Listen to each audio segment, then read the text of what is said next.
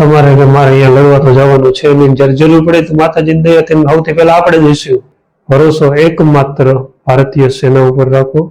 એ ભારતીય નેવી હોય, Indian army હોય કે ઇન્ડિયન એરફોર્સ હોય.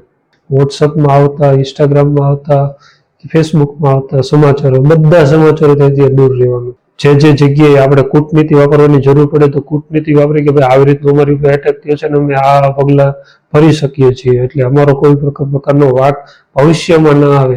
આપણે ભારત સરકાર કે ભારતની આર્મી બોલે છે હાલો જરૂર પડી છે આવી જાઓ, ત્યારે આવી જવાનું. જય દ્વારકાધીશ, હું છું હિતેશ સિયાળિયા. આજના આ વિડીયોમાં આપણે કઈ બાબતોનું ખાસ ધ્યાન રાખવું ભારતીય નાગરિક તરીકે. જ્યારે ભારત અને પાકિસ્તાનની અત્યારે આ સ્થિતિ છે, એ સ્થિતિને ધ્યાનમાં રાખીને આ વિડીયો મેં બનાવ્યો છે. અને કઈ બાબતનું તમારે ધ્યાન રાખવું, કઈ બાબત કરવી અને કઈ બાબતો બિલકુલ ના કરવી, એની સંપૂર્ણ જાગૃતતા માટે આ વિડીયો બનાવ્યો છે.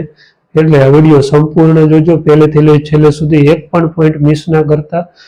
જ્યારે આ સોશિયલ મીડિયાના યુગમાં તમામ જગ્યાએથી ફેક ન્યૂઝ આવતા હોય, એટલે ફેક ન્યૂઝથી કઈ રીતે બચવું અને કઈ વસ્તુ સાચી માનવી, કઈ વસ્તુ બિલકુલ ખોટી માનવી, તમામની માહિતી આ વિડીયોમાં આપી છે.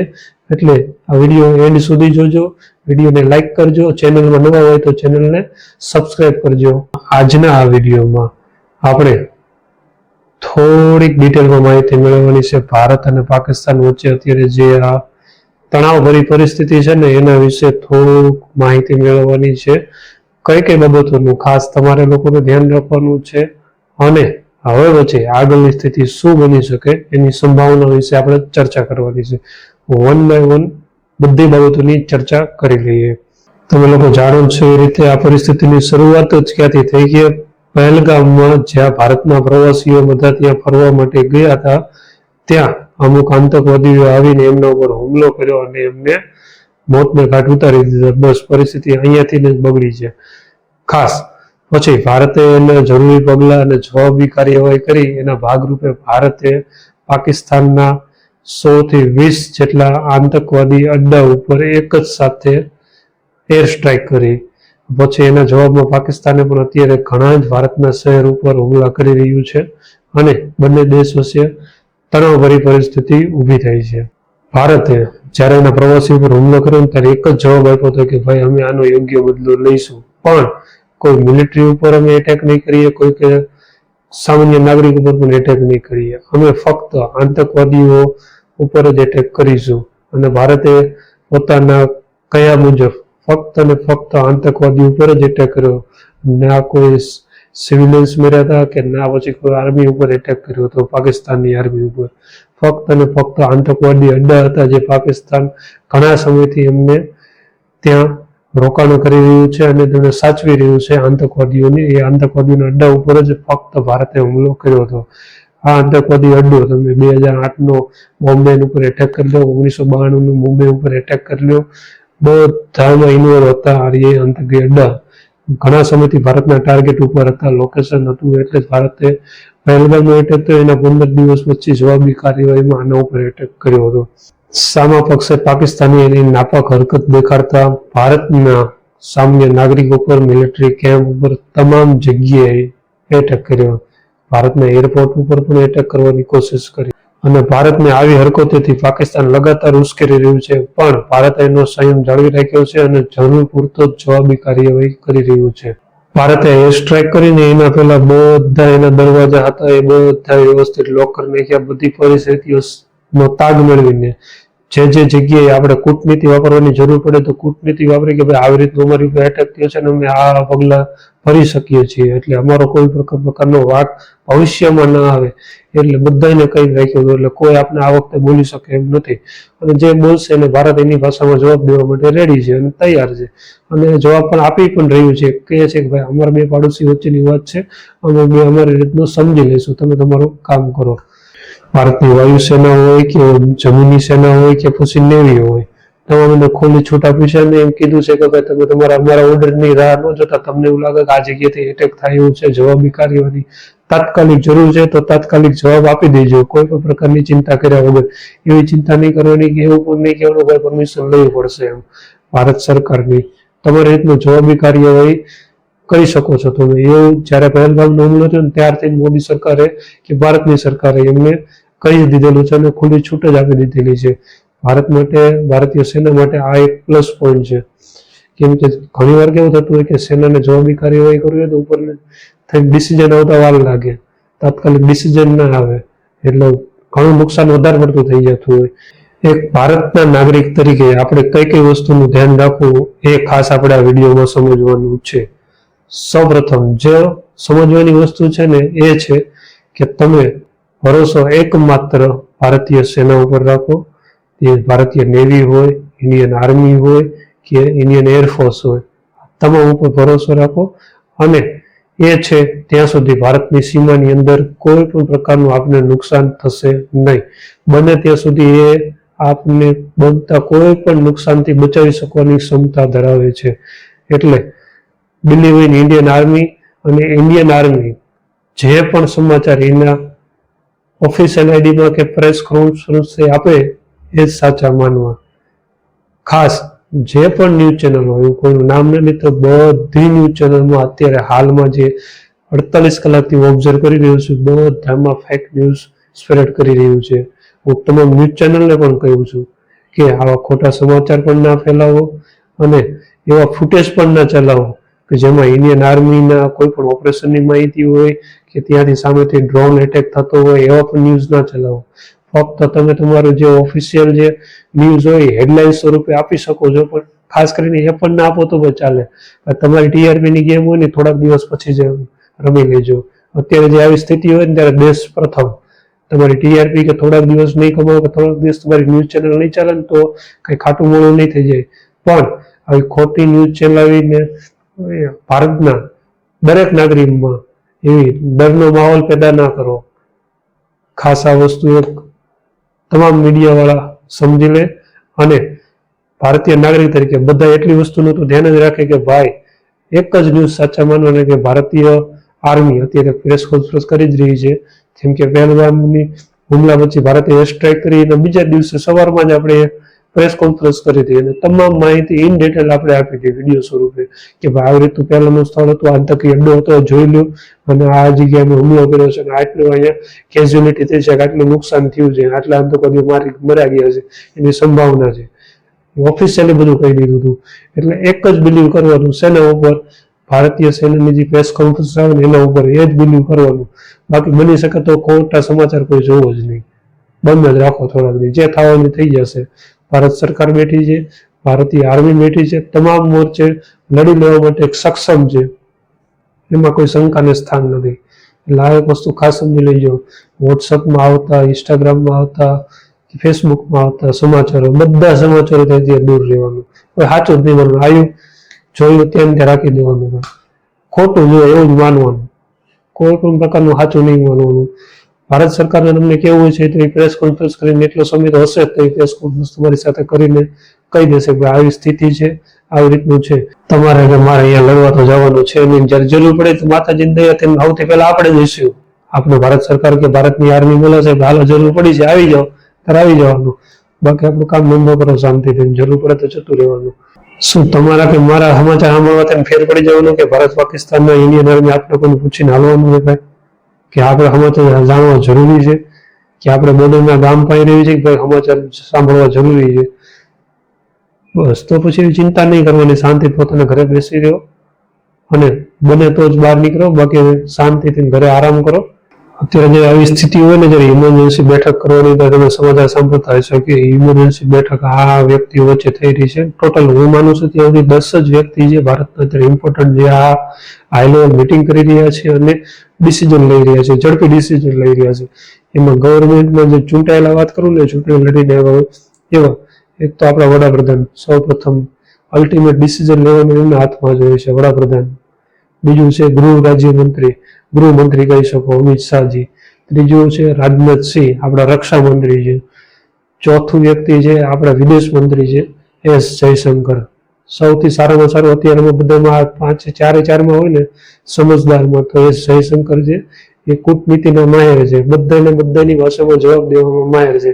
અને અત્યારે હાલમાં ભારત પાકિસ્તાન સાથે યુદ્ધ કરી રહ્યું છે ને તો સેના તો સેનાનું કામ કરી રહી છે, ત્રણેય પાકના વિંગના વડા તમે કહી શકો, જે થલ સેના હોય, જમીની સેના હોય કે પછી ઇન્ડિયન નેવી હોય કે ઇન્ડિયન એરફોર્સ હોય, આ ત્રણેયના વડા અને પ્લસ ત્રણેય થઈને એક CDS chief defence of staff ત્રણેયનું સમન્વય ત્રણેય જેને રિપોર્ટ કરતા હોય એ રાષ્ટ્રપતિ અને સાથે સાથે સીડીએસ, આ 5 થી 10 વ્યક્તિઓ અત્યારે હાલમાં સૌથી ઇમ્પોર્ટન્ટ એનું કાર્ય કરવાનું છે એ 10 જ વ્યક્તિઓને છે. એટલે આ 10 વ્યક્તિઓ જેમ ડિસિઝન લેશે એ પ્રમાણે ભારત આગળની જે સ્થિતિ છે એ સ્થિતિ પ્રમાણે ચાલશે. ભારતીય સેના તો યુદ્ધ લડે છે અને જે પ્રકારે પાકિસ્તાની સામેથી ગોળીબાર અને જેનો મિસાઇલનો એટેક કરે છે એનો વ્યવસ્થિત જવાબ આપી જ રહ્યું છે, પણ સાથે સાથે બીજાને સમજાવવાનું કામ નરેન્દ્ર મોદીએ જયશંકરને સોંપ્યું છે.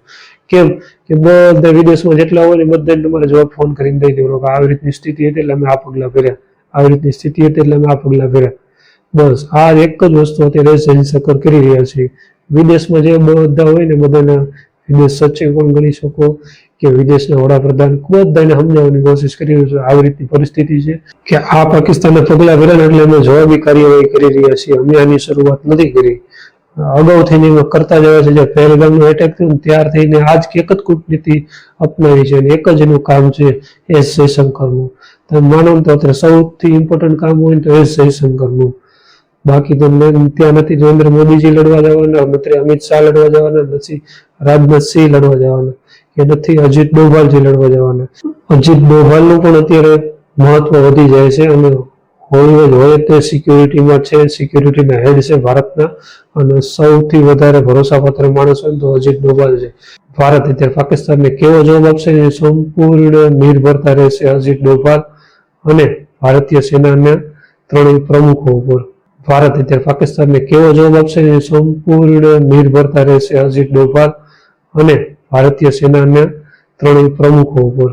ભારતીય નાગરિક તરીકે આપણે સૌથી ઇમ્પોર્ટન્ટ કામ કરવાની શું જરૂર છે? જે બોર્ડરના વિસ્તાર છે ને, જેમ કે ભારતીય નાગરિક તરીકે આપણે સૌથી ઇમ્પોર્ટન્ટ કામ કરવાની શું જરૂર છે? જે બોર્ડરના વિસ્તાર છે ને, જેમ કે પંજાબ છે, રાજસ્થાન છે, ગુજરાત છે, ઉપર હિમાચલ પ્રદેશ છે, જમ્મુ કાશ્મીર છે, આ બોર્ડરના રાજ્યોના નિમ્ન લોકોને ખાસ સાવચેત રહેવાની જરૂર છે. કેમ કે સૌ પ્રથમ એટેક થશે ને પાકિસ્તાન બાજુથી કોઈ પણ પ્રકારનો મિસાઇલ એટેક થાય, ડ્રોન એટેક થાય કે પાકિસ્તાની સેના આવે, સૌથી પહેલું અથડામણ થશે તો આ બોર્ડરના રાજ્યો ઉપર જ થશે, બીજા એકે બાજુ જ નહીં થાય. એટલે ખાસ આ રાજ્યોના નાગરિકોએ ખાસ 2-3 વસ્તુ ધ્યાનમાં રાખવાની જરૂર છે. એક તો કોઈ પણ પ્રકારનો પ્રવાસ, બિનજરૂરી પ્રવાસ નહીં કરવાનો, કે કામ હોય, પોતાનું કામ હોય, શાંતિથી કમ્પ્લીટ કરીને ઘરે જલ્દી જતું રહેવાનું. અને રાત્રિના સમયે ખાસ એ ધ્યાન રાખવાનું કે ભારત સરકારે એક ડિસિઝન લીધો છે કે અમુક અહીંયા વિસ્તારમાં કહી દીધું છે, જાહેરનામું બહાર પાડી દીધું છે કે ભાઈ બ્લેકઆઉટ રાખવાનું. બ્લેકઆઉટ એટલે કે સંપૂર્ણ લાઇટ એ વિસ્તારની બંધ કરી નાખવાની. લાઇટ અંદાજે આપતા નથી પણ છતાંય ભારતને લોકોને એવી ટેવ હોય ને કે જનરેટર ઉપર ચાલુ રાખે અમુક વસ્તુ પછી મોબાઈલ ચાલુ રાખે, અમુક બાઇક કાર કે બાઇક લઈને આટા મારવા નીકળી જાય રાતના સમયે. ખાસ આ અમુક નાની બાબતો છે પણ તે વિદેશી સેનાને ઘણી જ મદદરૂપ થાય. એટલે તમારે એ વસ્તુ સાવચેત રહીને ફરવાનું કે આ વસ્તુ તો આપણે બિલકુલ કરવાની જ નથી. જેવો તમે સપોર્ટ ભારતીય સેનાને આપશો ને એવું જ એમને બેનિફિટ રહેશે. જાણતા અજાણતા ભારતીય સેનાને કોઈ પણ પ્રકારનું આવી હરકતો કરી નુકસાન તો પહોંચાડતા જ નહીં. ખાસ એટલે જ કહું કે શાંતિ ઘરે બેસી રહેવાનું, બીજું કોઈ કરો નહીં. તો એ સૌથી મોટી ભારત સરકારને અત્યારે કે ભારતીય સેનાને મદદ તમારી આ જ છે. શાંતિથી ઘરે બેહો, એમનું કામ કરવા દો. એ બધાને કેવું પડે ને, થોડી ખબર છે કે આ ભારતીય નાગરિકનો સ્વરૂપમાં તો પાકિસ્તાની કોઈ આંટા મારી રહ્યું છે, એમને ન ખબર હોય પછી એમને બધી રીતનું ધ્યાન રાખવું પડે. ખોટી એમનું કામ ન વધારો. આ સમયે આપણા દિલમાં એક જ પ્રકારની ભાવના હોવી જોઈએ કે કન્ટ્રી ફર્સ્ટ, ભારત મારો દેશ પહેલા નંબરે, બાકી બધું પછી. જ્યાં સુધી ભારતને પાકિસ્તાની આવી સ્થિતિ રહેશે ત્યાં સુધી હું સંપૂર્ણ સમર્થન ભારત સરકારને, ભારતીય આર્મીને અને એની સાથે સંકળાયેલા તમામ વ્યક્તિઓનો પૂરેપૂરો સહયોગ કરીશ. આ સમયે આપણા દિલમાં એક જ પ્રકારની ભાવના હોવી જોઈએ કે કન્ટ્રી ફર્સ્ટ, ભારત મારો દેશ પહેલા નંબરે, બાકી બધું પછી. જ્યાં સુધી ભારતને પાકિસ્તાની આવી સ્થિતિ રહેશે ત્યાં સુધી હું સંપૂર્ણ સમર્થન ભારત સરકારને, ભારતીય આર્મીને અને એની સાથે સંકળાયેલા તમામ વ્યક્તિઓનો પૂરેપૂરો સહયોગ કરીશ. જે આપણી પોલીસ હોય કે પછી આપણી સુરક્ષા દળ હોય, બધાને પૂરેપૂરો સહયોગ આપીશ. કોઈ પણ પ્રકારનું એવા ખોટા નિવેદનબાજી પણ નહીં કરવાની કે ભાઈ આ વસ્તુ છે ને આવું થયું છે ને આવું આમ થયું છે. કોઈ પ્રકારની નિવેદનબાજી નહીં કરવાની. એક જ વસ્તુ તમારા મનમાં કોઈ કહેવાની જરૂર નથી ભાઈ, આપણે આપણી રીતે જ રહ્યો, શાંતિથી બેસો, કોઈ પણ પ્રકારનું બોલો નહીં, શાંતિ જો શું સ્થિતિ થાય છે. ખાસ આ એક વસ્તુ ખાસ સમજવા જેવી છે. બીજા એક મહત્વપૂર્ણ સમાચાર એ છે કે અત્યારે આ વણસેલી સ્થિતિને જોઈને ભારતીય તો બીસીસીઆઈ, ભારત સરકાર ગણી શકો કે બીસીસીઆઈ આઈપીએલના બાકીના મેચ, તમામ મેચ રદ કરી નાખ્યા છે અને તમામ ખેલાડીઓને સુરક્ષિત સ્થળે ખસેડી પણ લીધા છે. વિદેશના ખેલાડી હતા એમને કહી દીધું છે કે તમે તમારા દેશમાં સુરક્ષિત પહોંચી જાઓ. આ સ્થિતિમાં અત્યારે આઈપીએલ શક્ય નથી, એટલે આઈપીએલ નહીં રમે હવે પછીની. એટલે હવે એક જ રસ્તો, હવે પછી આઈપીએલ ક્યારે રમે છે એ આ સ્થિતિ ભારત પાકિસ્તાન વચ્ચે નોર્મલ થશે પછી જ રમાશે. પાકિસ્તાનની પણ એની પીએસએલ ચાલુ છે, એનો પણ તમામ મેચ યુએઈમાં એટલે કે દુબઈમાં ખસેડી લીધા છે. તમે સમાચારમાં સાંભળ્યું જશે, ખોટા સમાચાર ખાચા એની હજી પુષ્ટિ નથી થઈ કે ભારતે રાવલપિંડીનું તેનું સ્ટેડિયમ છે, સ્ટેડિયમ ઉપર હુમલો કરીને સ્ટેડિયમ તોડી નાખ્યું છે. ઘણા એવા ફેક ન્યૂઝ 48 કલાકથી ન્યૂઝ સાંભળી રહ્યો છે, તમામ ફેક ન્યૂઝ છે. તમારી સુધી એમ થાય આ સમાચાર પહોંચાડે આ વસ્તુ આવી રીતની થઈ, આવી રીતની થઈ, કોઈ પણ પ્રકારની માહિતી સાચી છે નહીં. એટલે સમાચાર પહોંચાડવા આપણું કામ જ નથી, કારણ કે એની પુષ્ટિ કોઈ કરી ન શકાય ને ખોટાનું અજાણતા આપણાથી એવી ભૂલ ના થઈ જાય કે ભાઈ ભારતીય આર્મીને નુકસાન થાય કે ભારત સરકારને આ બાબતનું નુકસાન થાય. એ વસ્તુ આપણે કોઈ દિવસ કરવાની જ નથી. આપણે એ વસ્તુનું ધ્યાન રાખવાનું, એ જ વસ્તુને આપણે વિડીયો પણ બનાવવાના છે. આપણે એક જ વસ્તુનો અત્યારે હાલના સમયે વિડીયો બનાવી અને સામાન્ય જનતા સુધી પહોંચાડવાના છે કે તમે ઘરે બેઠા બેઠા કઈ રીતના ભારતીય સેનાને મદદરૂપ થઈ શકો અને સાથે સાથે કયા પ્રકારનું તમારે સાવચેતીપૂર્વક પગલાં ભરવા. ખાસ આ 2-4 વસ્તુનું જ તમારે ધ્યાન રાખવાનું છે અને એ જ વસ્તુ તમારે કરવાની છે. આના જ વિડીયો હું કહું છું બનાવજો. બીજા કોઈ પણ પ્રકારના એવા ખોટા સમાચારના એવા વિડીયો ના બનાવતા. થોડાક દિવસ વિડીયો વ્યૂ મળે કે ના મળે, યુટ્યુબ ચાલે કે ન ચાલે, કે તમારું સોશિયલ મીડિયા ચાલે કે ન ચાલે, કે ફેમસ થવાની ટ્રાય પણ ખોટી ના કરતા. નકામાં ખોટા ખોટા ધંધા લાગી જઈશું. એક જ વસ્તુ કરો કે ભાઈ તમારે શું વસ્તુ તમે કરી શકો ઘરે બેઠા બેઠા, બસ એ વસ્તુનું ધ્યાન રાખો ને એને જ વિડીયો બનાવજો. બાકી વ્યૂ બધું પછી મળી રહેશે, બધું પછી થઈ જશે ભાઈ. અત્યારે શું કરવાનું, એક જ ભારતીય સેના જે કરે ને એનું આપણે નિસંકોચપણે વિધાઉટ ક્વેશ્ચન સહકાર આપવાનો અને એ જે ઓફિશિયલમાં પ્રેસ કોન્ફરન્સ કરીને કે ઓફિશિયલ એના આઈડી ઉપરથી જે મેસેજ મોકલે એ જ મેસેજને સાચો માનવો. ખાસ આ સિવાય કોઈ પણ વ્યક્તિ એવી ચેનલ પણ ચલાવતો હોય એને પણ રિક્વેસ્ટ કરું છું કે આવું કામ તદ્દન બંધ જ કરી દીજો ભાઈ.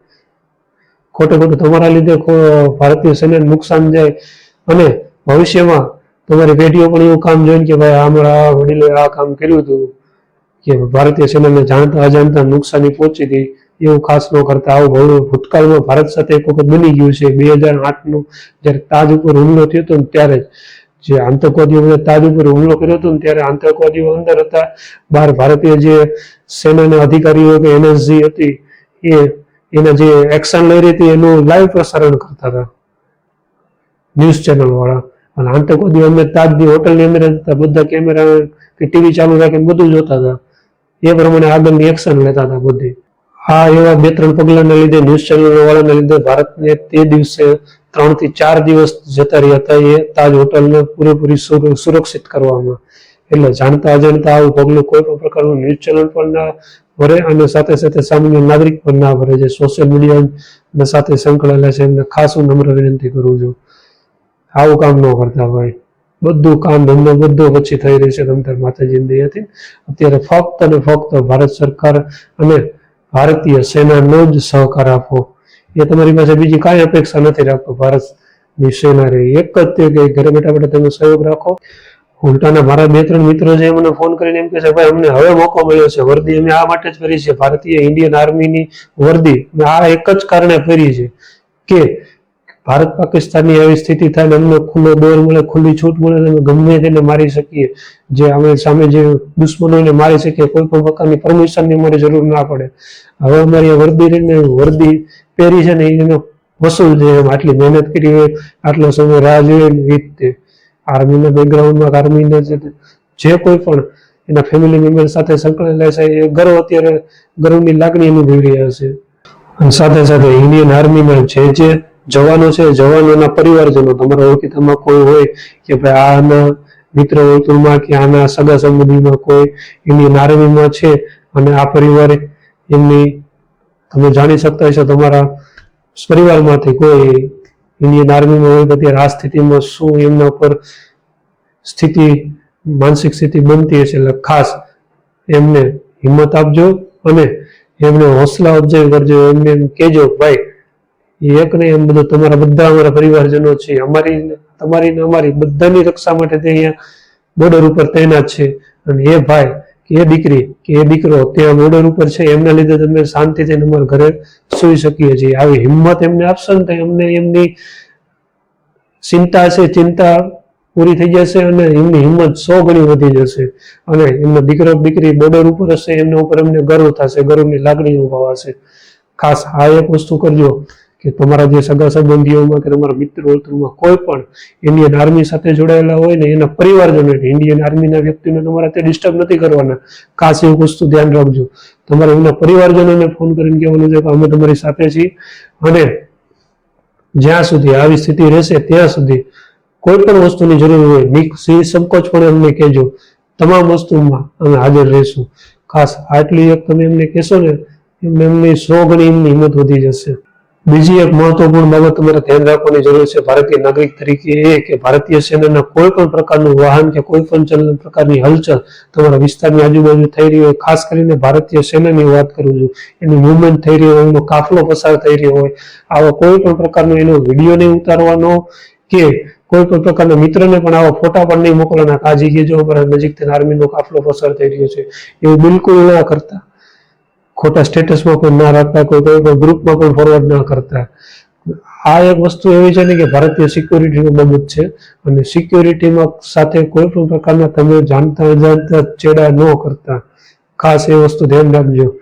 તમને થાય મારા મિત્રને મોકલી દો, ચાલો મિત્ર સુધી જ સીમિત રહેશે ને, પણ એ મિત્રનું ક્યાં ક્યાં પહોંચે કઈ નક્કી ના હોય. એટલે ધ્યાન રાખો ખાસ. એવા ગ્રુપમાં પણ મૂકવાનું નહીં. કોઈને ફોન કરીને પણ ન જાણ કરી કે ભાઈ આ જગ્યાએ આર્મીનો કાફલો અમારો પસાર થયો હતો અમારા ગામથી, એ તો બિલકુલ કરવું જ નહીં ભાઈ. અત્યારે તમે જોઈ જ શકતા છો ફોન હેક થઈ જવાની પૂરેપૂરી સંભાવના હોય, સાયબર એટેક થવાની પૂરેપૂરી સંભાવના હોય.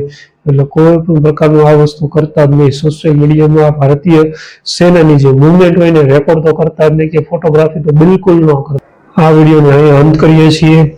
કેવો વિડીયો લાગ્યો ખાસ કોમેન્ટ કરીને મને જણાવજો અને તમને કોઈ સજેશન હોય કે ભાઈ આ વસ્તુ અત્યારે કરવા જેવી છે એ ખાસ કોમેન્ટમાં લખજો અને એ તમામ મિત્રો સુધી પહોંચજો કે એને જાણતા અજાણતા આ વસ્તુ કરી બેસતા હોય અથવા એમને પણ અવેરનેસ આવે એના હિસાબે તમામ એવા મિત્રોને આ વિડીયો ફોરવર્ડ કરજો. અને એવું કોઈ પણ માહિતી મને લાગશે કે ભાઈ કોમેન્ટમાં તમે મને સજેસ્ટ કરી છે એવું નેક્સ્ટ વિડીયોમાં તમારા સમક્ષ રજૂ કરીશ. અહીં સુધી આ વિડીયો જોવા બદલ તમારા બધા મિત્રોનો ખૂબ ખૂબ આભાર. આ નેક્સ્ટ 2 વિડીયો છે, 2 વિડીયોમાંથી તમે જોઈ શકો છો પહેલગામના હુમલા ઉપર જ છે અને આ જે અમારો ફોટાવાળો અત્યારે રાઈટ સાઈડમાં છે ને એના ઉપર ક્લિક કરીને તમે ચેનલને સબસ્ક્રાઈબ પણ કરી શકો છો. જય દ્વારકાધીશ.